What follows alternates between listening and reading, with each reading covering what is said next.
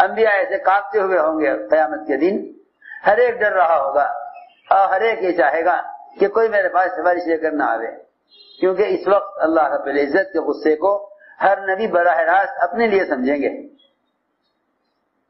ہر نبی براہ راست اللہ کے غصے کو اپنے لیے سمجھیں گے، ہر نبی اللہ کے غصے کو اپنے لیے سمجھے گا. ہر نبی قیامت میں اپنے گناہوں کو یاد کر کے اپنی اپنی امتوں سے کہہ رہے ہوں گے کہ ہمارے پاس مت آنا سفارش لے کر، اس لیے کہ ہم اللہ کے سامنے بول ہی نہیں سکتے. آج ہمارے لیے تو اپنے لیے سفارش کرنے کی ہمت نہیں گناہوں کی وجہ سے، چاہے جائے کہ ہم دوسروں کی سفارش کریں.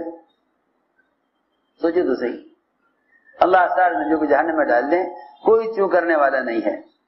سمجھیے اس کا تقاضا یہی ہے. اللہ سب کو جنت میں داخل کر لیں، کوئی پوچھنے والا نہیں ہے. اسے کلی اختیار ہے، اسے کلی اختیار ہے. یہ خیال باطل خیال ہے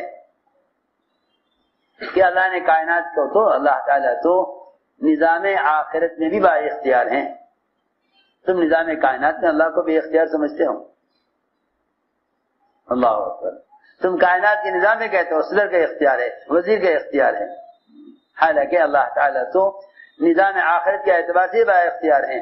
تو جو نظام کائنات جس کو ختم کرنا ہے، اس میں نعوذ باللہ اللہ کا اختیار کسی سب کا پابند کیسے ہو سکتا ہے؟ اللہ کے اختیار تو فرشتوں کا بھی پابند نہیں ہے جن کو اللہ نے کام ان کے ذمہ کیا ہے. فرشتے کو متعین کیا پانی پر، تمہیں اتنی بارش، اتنا سیلاب فلاں صوبے میں لانا ہے، اتنا پانی یہاں چھوڑنا ہے، اتنا پانی یہاں چھوڑنا ہے. یہ بیچارے بند لگانے والے، جگہ جگہ پل بنانے والے، یہ تو بیچارہ بہت ہی چھوٹا سا نظام ہے.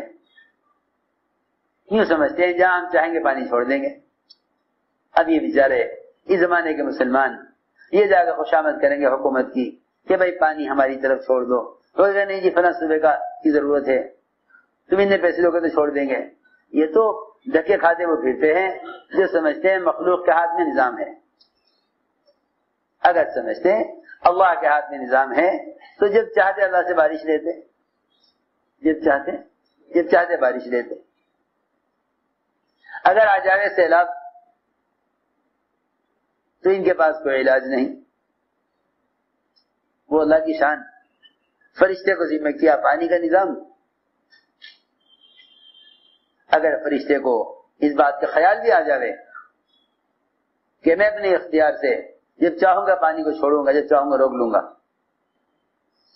ہاں اگر تم خادم بن کر، غلام بن کے کام کرو تو ہم تمہیں رکھیں گے.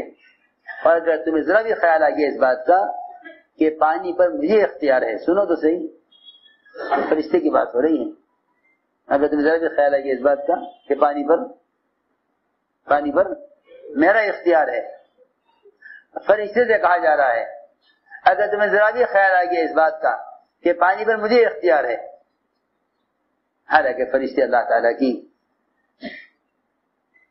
معصوم مخلوق ہیں اور فرما بردار مخلوق ہیں، اور تمام بشری تقاضوں سے اور تمام بشری عیوب سے بالکل پاک ہیں. اللہ کے مقرب بندے ہیں، اللہ کے مقرب بندے ہیں، سب سے بڑھ کر اطاعت کرنے والے. اگر اس فرشتے کو بھی یہ خیال آ جائے کہ پانی پر میرا اختیار ہے تو اللہ تعالی پانی کو سرکش بنا دیں اور پانی کے اندر طغیانی لاویں اور پانی فرشتے کے خلاف ہو جائے. کہ ارے اللہ نے تمہیں خادم بنایا تھا، یہ تمہیں مالک تھوڑی بنایا تھا. تمہیں خادم بنایا تھا، تمہیں مالک تو نہیں بنایا تھا. سوچو تو صحیح، تمہیں خادم بنایا تھا، مالک نہیں بنایا تھا. جب طوفان نوح آیا تو پانی فرشتے کے اختیار سے باہر نکل گئے. فرشتہ روکے لگا اپنی طاقت، اور پانی فرشتے کے حکم کے خلاف، اور پانی فرشتے کے اختیار سے باہر ہو گیا. کیا بات ہے! اللہ تعالی فرشتوں کو بھی ان کے اختیار اختیار میں ناکام کر دیتے ہیں اپنا تعارف کرانے کے لیے. انبیاء کو ان کے ارادوں میں ناکام کرتے ہیں اپنا تعارف کرانے کے لیے. دیکھیں بھائی نہ سمجھے نبی کے معجزات سے کہ نبی کچھ کر سکتے ہیں. ہر قدم پر نبی اپنے معجزات سے اپنی ذات کے انکار کر رہے ہیں، حالانکہ معجزات ثبوت نبوت کے لیے ہیں اور نبی اپنے معجزات کا انکار کر رہے ہیں. نبی معجزات کا انکار کر رہے کہ نہیں ہم نے نہیں کیا، اللہ نے کیا، ہم نے نہیں کیا، اللہ نے کیا، ہم نے نہیں کیا، اللہ نے کیا. اللہ یہ کہلوا رہے کہ کہیے اپنی قوم سے کہ مردوں کو زندہ کرنا، اندھے کو بینا کرنا اور ابرص کو ٹھیک کرنا یہ میرا کام نہیں، اللہ کا کام ہے، تاکہ لوگ جان لیں کہ نبی جو کر رہے ہیں اللہ کے امر سے کر رہے ہیں. نبی جو کچھ کر رہے ہیں اللہ کے امر سے کر رہے ہیں. یہ خیال نہ ہے نبی کو کہ یہ کام میں کر رہا ہوں. سوچو تو صحیح، ایک مٹھی مٹی لے کر پھینک دینا کفار کی طرف اور ساری آنکھوں میں مٹی کا پہنچ کر میدان کافروں کا میدان چھوڑ دینا. ایک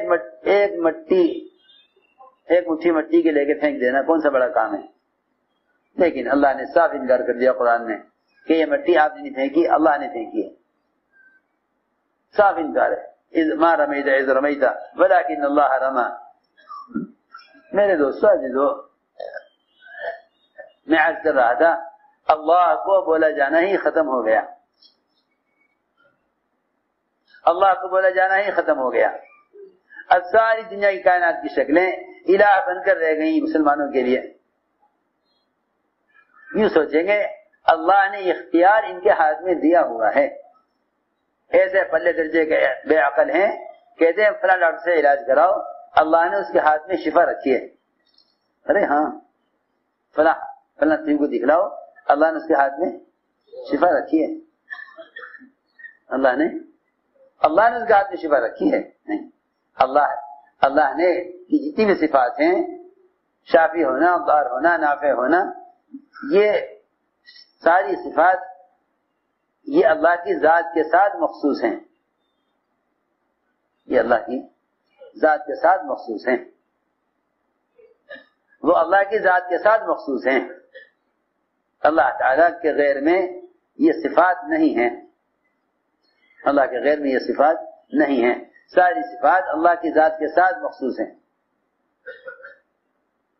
یہ ساری صفات اللہ کی ذات کے ساتھ مخصوص ہیں.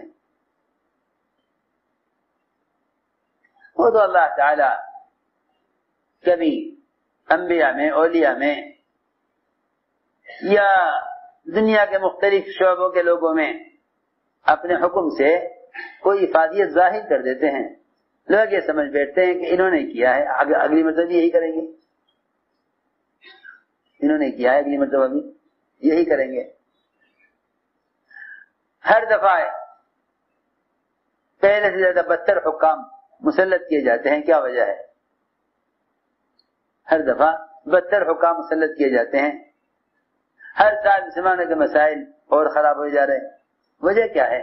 وجہ یہ ہے کہ سب اس بات کی امید کرتے ہیں کہ اگلا جو آئے گا اس سے بہتر ہوگا. بس اللہ کے غیر سے امید کرنا ان پر بدتر حکام کو مسلط کر رہا ہے. اللہ کے غیر سے امید کرنا بدتر حکام کو مسلط کر رہا ہے. اگر امید اللہ کی ذات سے کرو تو اللہ تعالیٰ تمہیں غیر کے حوالے نہیں کریں گے. تو میں نے عرض کیا کہ جتنا بھی یہ کائناتی نظام ہے ظاہری،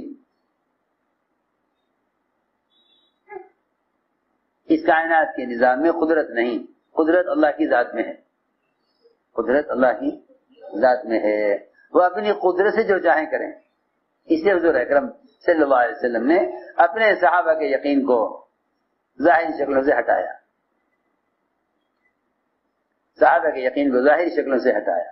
بے شمار واقعات ہیں، کیونکہ بندہ اللہ تعالیٰ کے احکام کو قبول ہی جب کرتا ہے جب اس کے ماں سوا سے نا امید ہو جاتا ہے.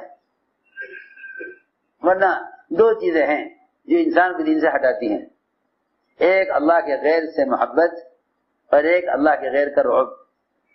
مسلمانوں بے دینی کی دو وجہ ہیں.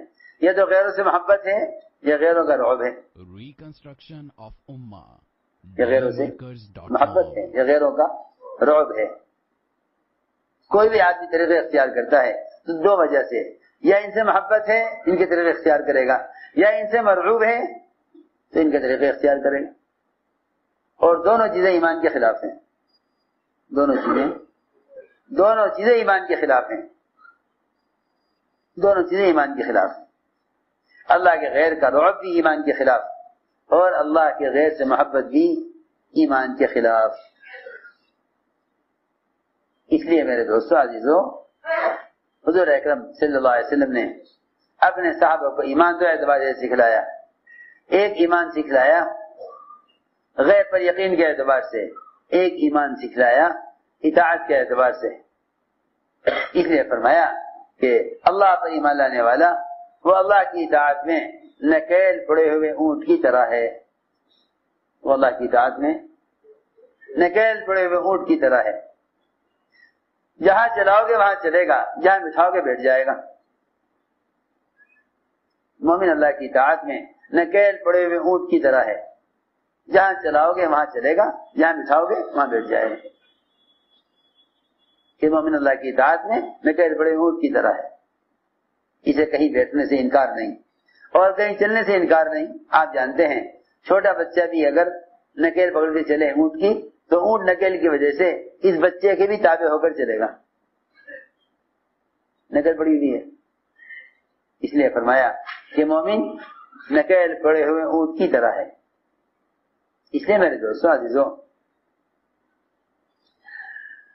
اپنے اندر ایمانی صفات پیدا کرو، کیونکہ ایمانی صفات وہ سر سے لے کر پیر تک ظاہر ہوتی ہیں۔ ایمان کہتے ہی اس کو ہیں۔ یہ تو اس زمانے میں شیطان کا دھوکہ لگا ہے مسلمانوں کو کہ بھائی ایمان کی جگہ تو دل ہے، اور دل کا حال کوئی جانتا نہیں اللہ کے سوا۔ ارے سنو تو صحیح،